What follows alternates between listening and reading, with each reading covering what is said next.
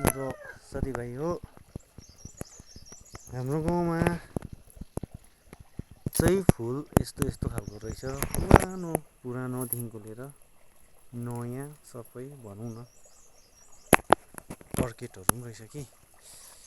यहाँ चाहिँ एकजना बडा बाजे भनौँ न, बाजेले कस्तो दामी चाहिँ स्याहारेर राख्नु भएको रहेछ। हेर्नुहोस् त, यो एकदम खास चाहिँ यसलाई भन्छ अर्किड। यो हेर्नुहोस्,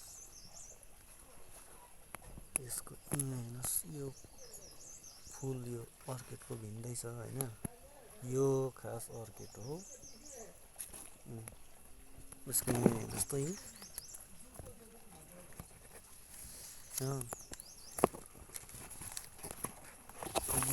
यस्तो हुन्छ। यो जङ्गली अर्किड हो। यो अर्को चाहिँ यो चाहिँ हाइब्रिड अर्किडै हो। यो सबै देख्नु हुँदैछ होला होइन। बियोहरू बियो सेतो रहेछ। यो पनि मजाको हो है। यसको दाँत लगाइरहेछ मजाले, देख्नु हुँदैछ होइन। यस्तो रहेछ। माछाको कुवा पनि रहेछ यहाँनिर। यहाँ छ अन्त अझै फुल। उहाँ बडाले चाहिँ तपाईँले रोप्नु भएको नि है यो फुल? हो। सबै तपाईँले लाउनु भएको? सबै यो अर्किडहरू पनि सबै सबै हो।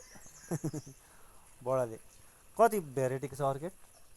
अब त्यही पनि फुलेको एउटा चाहिँ यो चाहिँ पछि अगाडि फुल्छ। यो चाहिँ पहिला फुल्छ है, पहिला अरू चाहिँ छिटो है। अरू चाहिँ छिटो, यो चाहिँ छिटो फुल्छ कि। हजुर, अरू चाहिँ अहिले फुलेन। खास उयो हो नि अर्किड त यो हो नि है, जङ्गली जङ्गली चाहिँ हो। यस्तो खोज्दो रहेछ नि त, लोकल उयो नि लोकलै हो नि। यो उसमा हाल्नु भएको? तर राम्रो भेराइटी फुल्छ। सेतो सेतो राम्रो फुल्छ। तपाईँलाई पनि फुल चाहिँ पुरा मन पर्दो रहेछ है? अब फुल त म त जहीँ जान लिएर आउँछु। म पनि सेम हो। मलाई पनि पुरा मनपर्छ फुल। यहाँ नै भए पनि क्या त लिएर रोपिराख्छु कि। जाग्यो भने जागेँ, जागेन भने अब फुलमा त म त अर्किड मात्रै मनपर्छ हौ। अर्किड है? पछिसम्म नि पात पनि चिनिहाल्छ फुलेको भए। यो त अन्त कति भयो फुलेको? 6 महिना त रहन्छ नि त है? 6 महिना रहन्छ। 6 महिना त कोपिला बस्नु मात्रै। अन्त त्यहाँबाट फुल 6 महिना। 6 महिना त्यहाँदेखि मर्नु त। यसको खास ऊ चाहिँ 18 महिना हो। 18 महिना चाहिँ पुरै हुन्छ रहन्छ है? रहन्छ। यो त अन्त उयो अस्ति एउटा त फुलिसक्यो, उयो रातो खालको त्यो चाहिँ दसैँमै फुलेको थियो। दसैँमै फुलेको है त्यो? दसैँमै फुलेको थियो।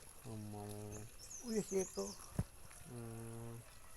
त्यो यसको त दाम पनि त निकै महँगो पर्छ है? महँगो पर्छ नि। तर मैले त साथीहरू गऱ्यो क्या त। हजुर, सानो सानो पुरानो बल माग्दै ल्याउँदै यस्तो पाकेको ठुटाको मलमा गाडी राख्यो कि ढेक्का पिसाउँछ। काठको ठुटामा? काठको ठुटाको क्या। हजुर, यस्तो रुखको ठुटामा राम्रो हुन्छ नि अर्किड, तर छैन कि पाउँदैन। रुखको भयो त्यहाँबाट के अरे त्यहाँ एउटा हुन्छ नि, अन्त काठकै गमलामा बनाउनु पर्छ। गमला। यस्तो पानी कास्तिर चाहिँ नुहाउँदो रहेछ, जरा पोका होइहाल्दो रहेछ कि। हजुर, भिजिनु पाउँदैन। हुन्छ। हुन्छ। कति वर्ष पुग्नुभयो तपाईँ? म 74। 74 पुग्यो है? पुगेँ। हेर्नुहोस्, 74 वर्षको बाजे बडा अझै तर फुल है अझै रोप्नुहुन्छ होला पुरा। पुरा फुललाई पुरा माया गर्नुहुँदो रहेछ उहाँले पनि, मैले जस्तै।